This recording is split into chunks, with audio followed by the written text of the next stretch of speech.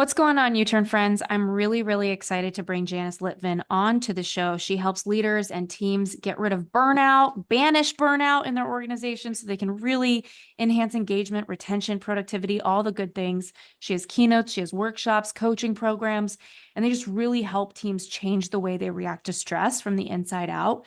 She has a book called Banish Burnout Toolkit, and there's a workbook that really just takes the reader through a journey.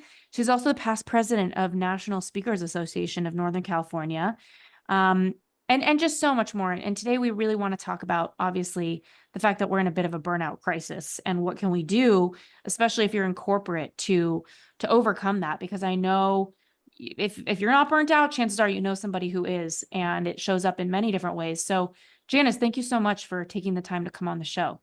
Thank you so much for having me, Ashley. I'm delighted to be here. Yeah, I would love to hear a little bit about what inspired you to write about burnout. I imagine that part of it is that you've been through your own burnout, but yeah, I'm all ears. Well, it's interesting. When I first started my speaking business several years ago, I was more focused on general workplace wellness because a lot of large companies were just starting to hear about what's this thing called workplace wellness? Do we need it? Why do we need it? So that's what a lot of my talks were about. And then a client called several years ago and said, we want you to do a talk about stress management, but we don't want mindful meditation. We can do that all by ourselves. That's so basic. We want you to go deeper. And the interesting thing is, I had already been researching different methodologies for managing stress and burnout. And I had 3 weeks notice. So I threw together this presentation, no slides. It was for an employee development day. There were like 50 people. We used flip charts with markers, and it went very well. And I started doing some research, and I realized this was before the pandemic. I realized burnout was climbing. And now, as you said, we're in a burnout crisis. Mm, okay.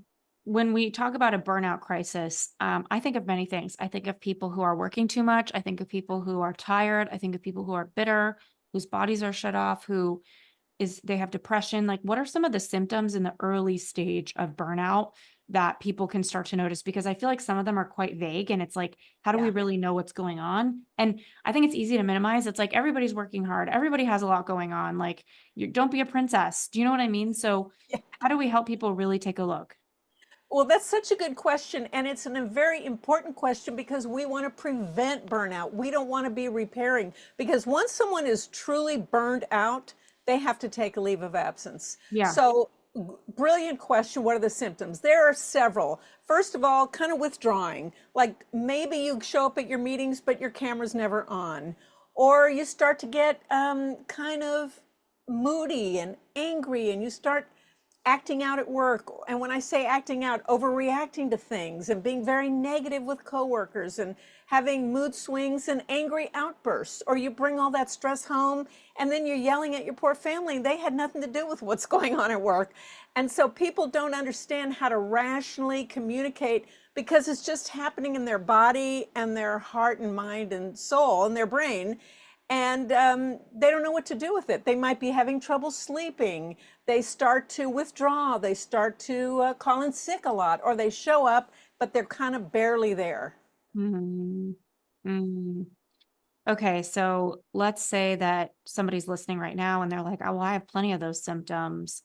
I feel like burnout sometimes can be so freaking big that it's like you don't a week vacation is like piss in the wind. Like that is a drop in a bucket of what somebody might need. Can you talk to us a little bit about the science of what's happening with your body with burnout? Because I know that I've read multiple times that your brain changes. Can you explain what that really means or how that looks? There's a lot to that. First of all, physiologically, we do feel stress and burnout in our body. And by the way, our body is not meant to be on high stress alert, the fight, flight, or freeze syndrome all day, every day. That's when the amygdala, the fight, flight, or freeze part of the brain in the limbic system, is always on alert. What we what we want to do is we want to move that reaction to the prefrontal cortex and learn how to communicate better. But getting back to your question, our whole body, whether we have knots in our stomach or we're tense at work and we're just like, ugh, Yeah. That's very scientific. We're very at work.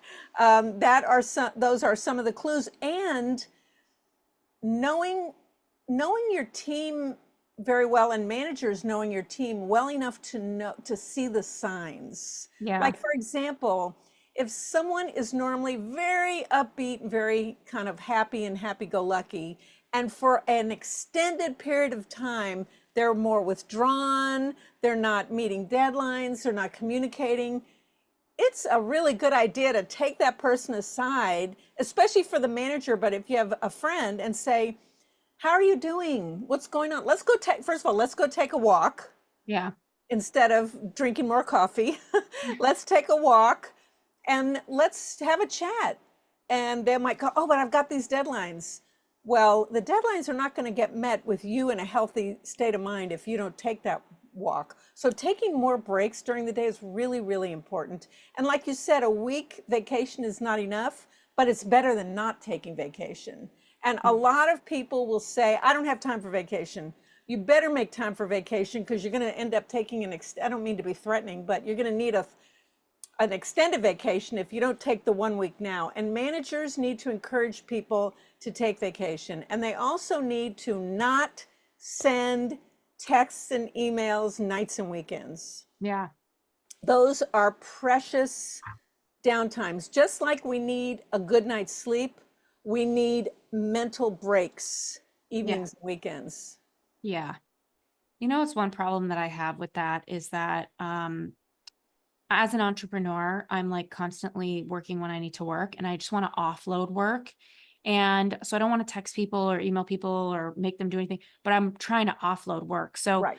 one way that I've mitigated that, I don't know what you think of this, is I've said, hey, if you ever hear from me off work hours, you don't have to reply or acknowledge it or read it until you're on work hours. Well, that's a step. Yeah. That's Yeah. a But I step. can't promise to not email on the weekend because I work a lot on the weekend. Well, what you can do, depending on what mail server you use, you can time your emails to not go out until Monday morning. Yeah. So that's a suggestion. I'm not saying you're wrong, but I'm saying even the fact that a text comes in, or maybe people should have a separate phone for work versus home, and turn that work phone off. Right. Right. Helpful. Okay. Another question that I'm curious about is kind of going back to the brain. Like, what if somebody's brain is like seriously changed, their chemistry of their brain? What is the research, or what is the feedback around how soon or what would be needed to get back to baseline, to get back to a place where I was burnt out for 4 years. I didn't have energy to really work. And then I got this fire in me and it came back 4 years later. But it was a brutal 4 years. And I was like, how am I participating in society? Like, I need to make money. I need to make a living. Like, I'm sure a lot of people feel this. How do we, like, how do we manage our expectations? Well, first of all, there's a lot to unpack here. First of all, you said the last thing, which is very impactful and important, which is managing expectations. We're human beings. We're not robots. Yeah. Even though with artificial intelligence and electric cars and all these automated systems, sometimes we feel that way, but we're human beings with human feelings. So it's really important to acknowledge that for everybody. And then the other thing is, I had a similar experience. So I was a recruiter for 20 years. I would say the last 3, I was burned out and trying to figure out something to do, but I was on that hamster wheel and I was doing well. I was making good money. I was just tired of it and burned out, and recruiting, this was about 20 years ago, and recruiting became just more difficult at that time because of the economy at that time. But I couldn't figure out what to do because I didn't have time to stop and think. And then we had the meltdown of 2008, and I had a forced break. But for me, it was a blessing in disguise. Right. And so what I did was I went to the gym every single day. I had nothing to do. Thank God my husband had a job. And so I was lucky in that way. But I went to the gym for hours a day. I made friends there. That was my life from and my son was in high school. I would drop him off, go to the gym, spend, I don't know, maybe 3 or more hours there, stop at the grocery store, whatever errands I needed to do. Since I wasn't working, I felt like I should do the cleaning and the cooking and the grocery shopping. And I was trying to eat more healthy for me and my family. And then I found Zumba fitness and I became a Zumba instructor. And even though that's a new activity, it was still a break because Right. mentally it's not a big push to become a Yeah. Zumba instructor. So for me, it was a break, basically. It was a Mm, break. I love that. Okay, I want to ask you a lot about like leadership because I find that my team has been growing really quickly. We probably have about 10 people coming in a month to write and book TEDx talks with us. And we are a pretty big team, and I'm really proud of my team, and I really want to keep them. I really look up to them. My marketing director, I look up to her. My ops person, I'm like, wow, you're so captivating how you do things. Like she's so good at things I'm bad at. And my writers are some of the best writers I've ever met. It's like our creative director comes from Apple. She was assisting Steve Jobs making decks and writing speeches for his team. I just look at these people. I'm like, I never want you to go. And I don't want to be the bad leader that ever makes you feel like you have to. So I don't know, like, what are some of the most toxic things that leaders you think are doing, and how can we start to course correct? Because in every behavior is usually some sort of need or some sort of want beneath it, right? Like, people aren't just horrible because they want to be. Usually they need something from you, they want something, there's a request beneath the toxicity. I don't know. How can I really treasure my team, but also get the most out of them, you know? Yeah, any tips around that? A lot of tips. First of all, toxicity can come from behavior patterns. It's not just a want, but it can also come from growing up with in a toxic home, meaning somebody that verbally abused you. So that's learned behavior, can be learned behavior. That's one thing. But how to get the best from your people is to know your people, to love your people. It sounds like you do appreciate and respect them. Yeah, I love How them. do you show love and appreciation? How do you honor and award them every single time they finish a task? First of all, remind them to pat themselves on the back, but you pat them on the back as well. Wow, that was such an awesome, and without being fake, I really appreciate your hard work. I know this last period of time was a little difficult. I appreciate you, and I appreciate you so much. Here's a $50 gift card to Amazon, or something they don't expect, but something like if they want to go to Macy's, here's a $50 gift card to Macy's, or I've bought you a plane ticket to Aruba, whatever it is, show appreciation, understand their strengths, and help bring the best out of them. By that, I mean, spend time with them to the degree you can, whether it's a team fun event, like in kind of a slower season. If you have, you may not have them, but if you can, take everybody out for something fun. And it could be something good for the community, like a beach cleanup or something fun and physical where you're not talking about work. Because, and spend time getting to know them. What's their favorite books? What's their favorite hobbies? What's the names of their children or their partner? Where do they like to go on vacation? What's their favorite physical activity? Because the more you know them, the stronger the bonds will be, the trust will be stronger, and the commitment will be stronger. Beautiful. That's so fun to hear. I feel like it's so interesting because everybody's motivated by something different, right? And like Right. what's toxic for one person is wonderful for the other. Like my marketing girl, her and I both have a personality template where we want things done yesterday. We Yeah. both have ants in our pants. Like we are always like, let's get that. I will be texting her and she will be texting me about the same thing, and the message will go through faster from her. So it's like, I'm not going to burn her out by having a quick pace. That gives her a sense of aliveness. Yeah. But then you've got like other people on my team where it's like they need time and space. I've actually learned, honestly, Janice, that people who move slower are just not a fit for our team. Like that because our we're a startup, we're moving quickly. So I've really tried to hire people that like a fast pace, that they find it fun.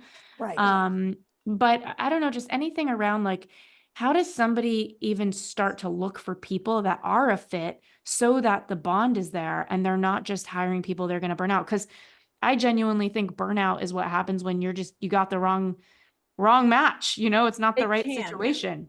Hiring is very hard. There's a few things. First of all, ask them. Yeah. Explain honestly. Well, there's a few things. As a recruiter, I have a few comments about this. Explain honestly how the workflow is. Have them meet other people from the team during the interview process.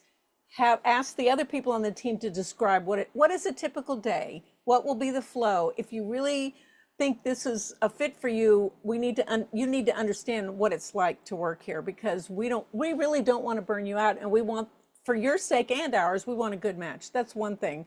Number two, aligning your higher purpose, and you do have quite an important and valuable mission. Everyone needs to be aligned to the mission. You're not just putting out speeches, you're helping people help others. Right. So obviously my mission is to help people not burn out. The speakers that you're helping usually have some kind of mission. So your people are helping through two steps. People connect to a mission and a purpose. For example, I have a client that's a large construction company, and the people who work there might be in finance or accounting or design, whatever. They're not just talking about concrete and steel. They're talking about helping people in a hospital. They're building hospitals as one example. So you're helping save lives. So connect to the ultimate mission and purpose. And then find what drives people personally and tie their personal mission, when possible, to the mission of the work. Mm, mm. And communicate all of that in your outgoing written communication when you post job. I assume you post jobs somewhere, or you have them written somewhere. You hand Yeah. someone a written job description. Have all that communicated in writing. Mm, mm. Yeah, just like helping people understand what the boundaries are. It feels like you're in a cave without a flashlight if you don't have a job description. It's like, what am I even doing? It feels so aimless and There's one other thing. I'm sorry for interrupting. I oh, just please. was talking to someone this week. There are two personality assessments that you and your team might want to go through. Ooh, I love those. Give them to me. And I will send you the links later. I'm not affiliated with either one, but they both have their purposes. One is DISC strengths, which connects to what you were saying. I just want the information. I don't want to ease into it. That I'm that personality type too, but that's a different personality type. It's good for you to know, and you can have, and I can hook you up with someone that can get you started on this. And you can have all your candidates take the assessment. You pay, I don't know, 25 or $50. Then you can see how they would fit in. Yeah. So that's a nice part of your process. And the other one is called Clifton Strengths, which is a little bit more the personal personality. Okay, great. I honestly, do you know what's so cool about these personality tests that I don't think about enough as a business owner is that you can really take your top performers, get their test results, and mirror who you're hiring under them. Exactly. Yeah, it's so powerful. Well, you don't always want people to be exactly the same. There's a meld and a matching, but Yes, yes. I gotta tell you, these people, if I could clone them, like I'm not even matching. I'm just like, can we clone you? Can we duplicate? Like Yes. Well, yes, people. you can get closer. Yeah.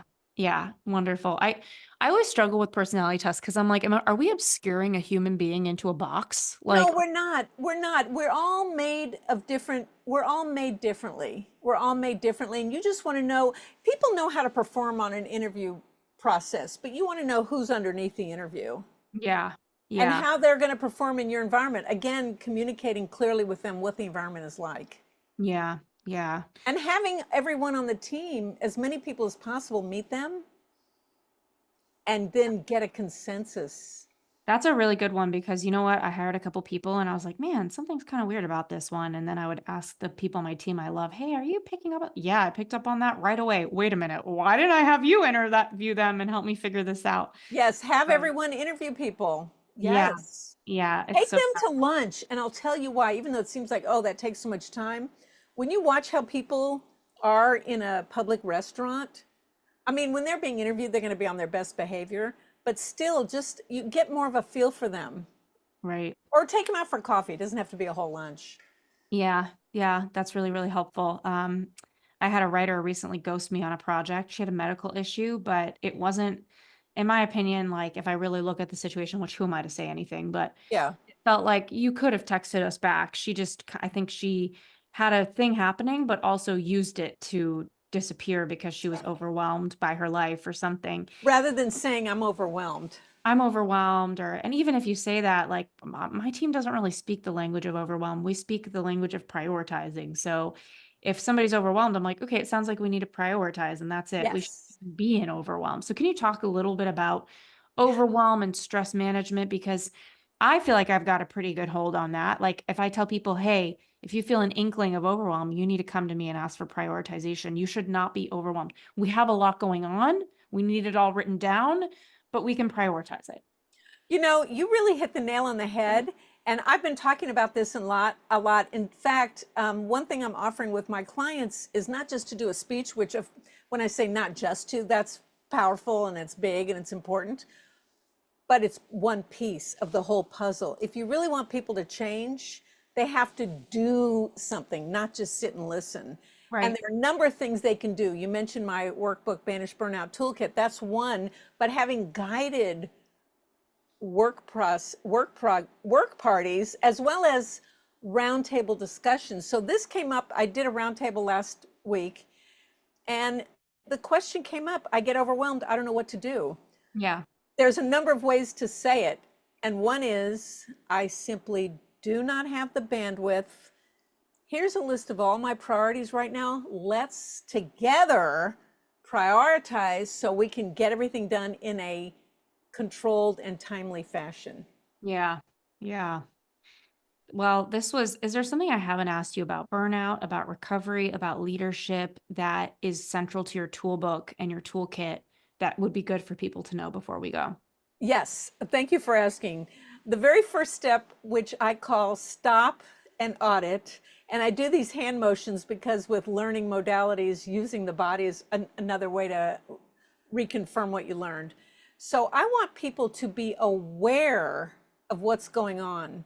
So for example, let's say you're in a meeting and somebody's rude. Now I know in your organization that would never happen, but in some organizations it does, where someone says, oh no, we can't, you make a suggestion to solve a problem. Oh no, we can't, that won't work. We don't do things that way. That's completely discounting the person. That's a big like slap in the face, like you don't know what you're talking about. It devalues the person. It shuts them down. They don't want to talk to you ever again or be a member of that team. Yeah. And so the person who got devalued might say, oh, well, that we're having a bad day and let it go for Mhm. the moment because they don't want to have a big fight at work. And then later they've got knots in their stomach and they're like, why do I have knots in my stomach? Oh yeah, someone was rude. If you let go of all those slights and all the annoyances that happen throughout the week, you're going to explode. Right. At the end of the week, you're going to yell at one of your children or your loved ones when they didn't deserve that. Mm. So A, be aware. Number two, learn to reframe when something happens. Learn to reframe your thoughts like, oh, this line in the grocery store is taking so long. Why is that checker moving so slowly? Like, doesn't she see all these people here? Well, maybe she had to work a double shift because someone didn't show up for work, and maybe she or he is exhausted. Mm. And maybe they would appreciate it if you would be nice to them. And when you're nice to them, you're nice to yourself because when you smile, we have mirror neurons. When you smile, they smile, you feel better. So how about, and all that negativity is hurtful, is emotionally hurtful to you. But rather than being critical and mean and hateful, how about, hey, how's your day going? It must be so hard with all these demanding customers and you have to stand on your feet all day. That must be really hard. How's your day going? Mm. And that they instantly feel better and you feel better. And the whole point is I want everybody to feel better, but I don't want people to walk around the streets with these negative, angry thoughts. Mm. Really, really helpful. Kindness. I think it's Yeah. hard. Like one thing I've really handled that I don't know if it's really that relevant, so maybe we'll gloss over this, but is in my hiring processes, I work so hard, Janice. I care a lot about what I'm I doing know. and I'm so proud of it. And there have been times like I hired a assistant, she had 20 years of experience, $40 an hour, and just to start.